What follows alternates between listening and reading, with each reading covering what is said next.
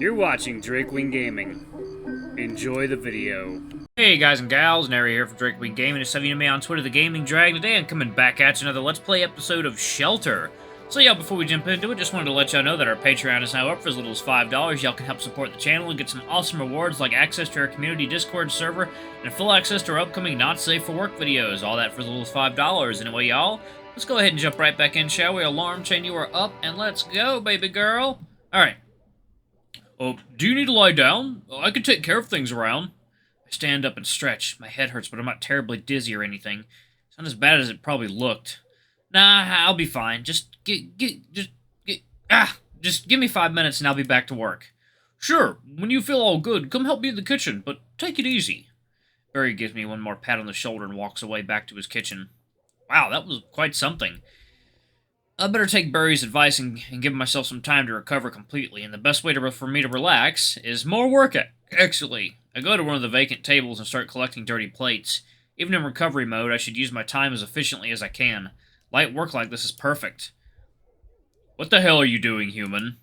Huh? I look at Teak's table. The big dog stares at me. Go grab yourself a mug of ale and sit down with us. I'm telling a story.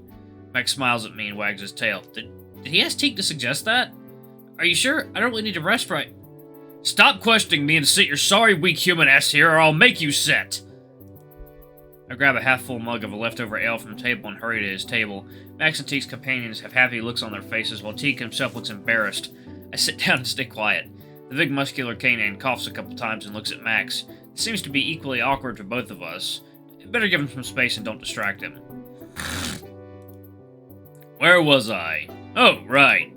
So, after I shouted for the monster, since it didn't come, I thought that maybe it was already long gone and we could explore the metal den safely. It was completely dark in there and only a bit spooky, but quite beautiful when we lit a torch. I love how the flickering flame reflects off the broken glass shards on those smooth metal surfaces. I was so excited. That finally felt like a real adventure, a great discovery. I wanted to take my time exploring it, but Cooper told us to just grab whatever we could and hurry the heck out because we gave away our location. He was all like, "Ah, you stupid pup. No shouting on the excavations. Now we have to run away like rats." "Ah, I'm Cooper, and I'm all bark and no bite. Why do you always have to be so brave and awesome, Teak?"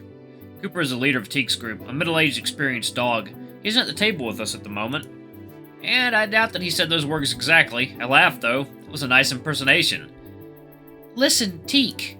You should listen to Cooper. He's been doing it for quite a while now. He knows what he's talking about. Yeah, I know. But I didn't want to run away. I wanted to take my time exploring the place and to finally have a night of rest indoors.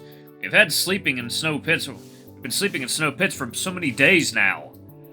Or for so many days. I can imagine. So the guys just took whatever they could grab and ran away. I stayed.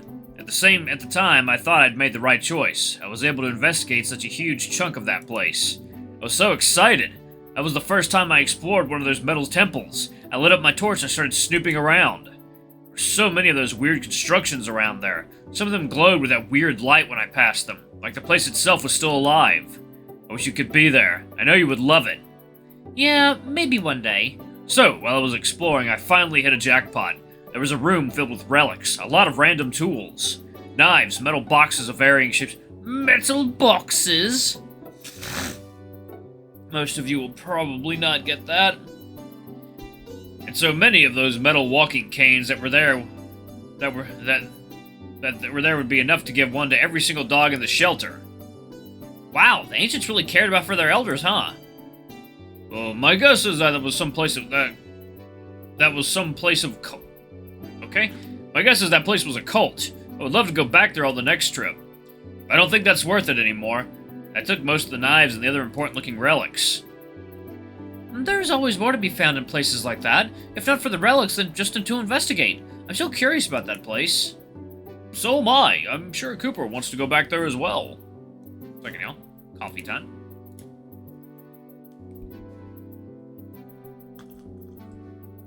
I have a very short day at work today, so I shall be back to making videos very soon. Teak sighs and takes another big swig of ale. Well, if you ever want to come back there, I will help you, of course. I know that place from the inside now. Teak's companions nod and smile. What about you? Have you ever thought about going inside human? We would be able to learn so much more with you and our team, with your eyes. Huh? Yeah, I would love to. I mean, someday. I can't right now, but eventually I would like to go for a trip outside. It would be nice to just go out and explore those places in peace, without a rush. If you would have me, then I would love to go with you guys. That's hilarious, a human in a scavenging pack. Why don't you just stay here, serve us and appraise our relics skulking here in the warm shelter like you've been doing all this time? That's all that humans are good for. Leave scavenging and fighting to us canines. It hurts and I hate it because he's right. I'm well aware that I would be a burden, but with my weaker body, lack of fur, and practically non-functional nose, that's all up to Cooper. You have to talk to him when he's back on his feet. Hey!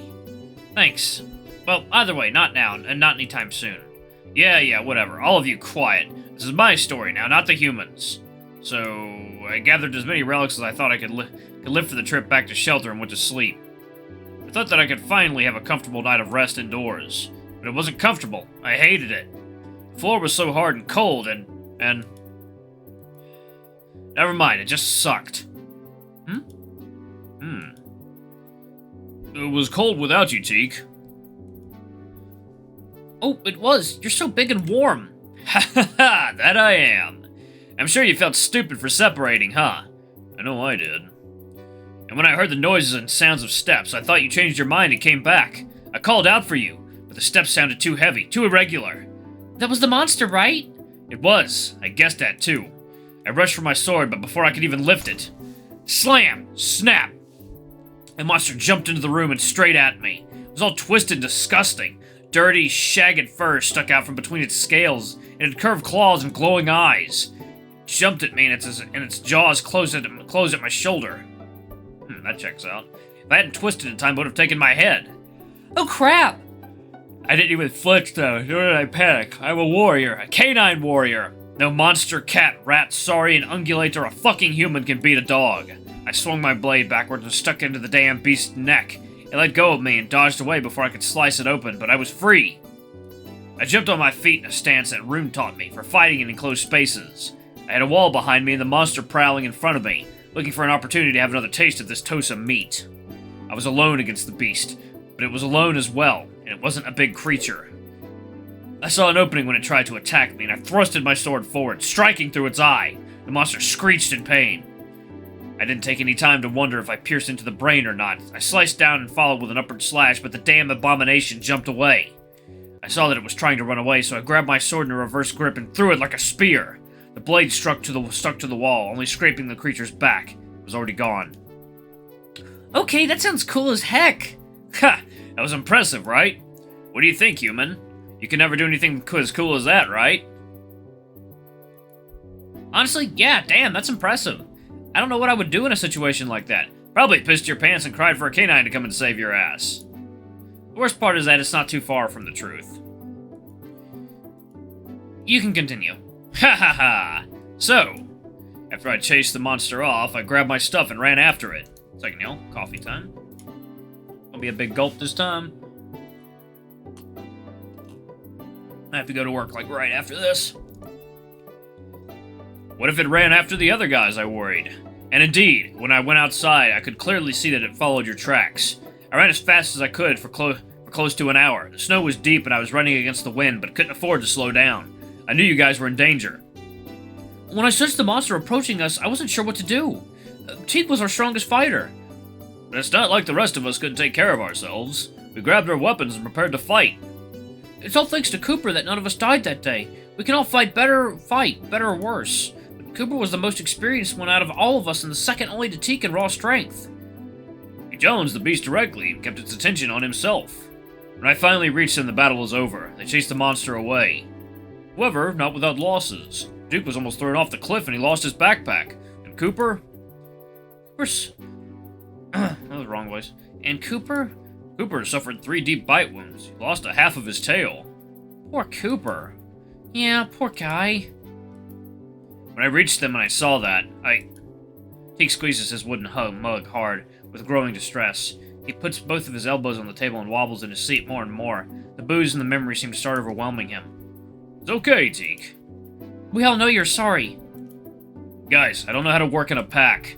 I grew up thinking that the only way to survive is to be strong and independent.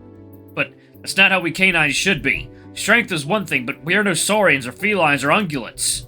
We canines are complete only when we work together. Why is it so hard for me to switch to that mindset? Teak's elbow slips and he flops his chest and chin on the table with a loud thud. Yep, he's definitely reached his limit. Is he asleep? Seems like it. What should we do? Oh, just let him be. He will wake up soon. Put a blanket on him or something. He's still beating himself over what happened, but it's still much better than on our way back. Yeah, he was a mess. I think we're gonna go check up on Cooper now. What do you think? I think we should. Yeah, let's grab him some leftovers. Let me go with you. I want to see Cooper too. Can you take care of Teak for us, Luke? Well, I can't see why not. I'll be around. Yeah. Thank you, human. That's a great help. Send our compliments on the food to Burry. I will. See you guys around. Teak's packmates nod and leave the tavern along with Max. To be fair, I would love to see Cooper too, but instead I'm stuck with this dumbass. Ugh. I rummage through Teak's backpack in search of a blanket. He has to have one. It's been so cluttered with random junk that I can't find it. Instead, I grab his thick coat and cover Teak with it. I hope he will wake up soon. We still have some free tables for coming guests, so that's not a problem, but still, that doesn't look like the most comfortable way to sleep. Why am I like this? Oh, why am I like this? Huh? I don't want to hurt anyone anymore. I love you all. What about the human? Teak? What about the human? You like him too? Teak makes a deep sigh and growls. No, I hate the human. Ouch. But why? Why do you hate him, Teak? I don't understand. He snores. That's stupid. Ah! I decide to leave him be and just continue with my work. There's so many tables to clean, so many mugs to refill. At one point, I'm called by Burry to help him in the kitchen. As I help him with food, I keep thinking about what just happened. That was quite a crazy break, but then again, I guess that's what makes Shelter so interesting to me. I wonder what the rest of the day is going to bring. Whatever it is, I'm sure I won't be bored. Alrighty. Alright, y'all, I'm gonna go ahead and pause it right there for a second and drink some coffee. I shall be right back. Alright, y'all, and we are back. Alright, the rest of the morning passes uneventfully. I clean the tables, serve the guests, and help Burry. A day like every day.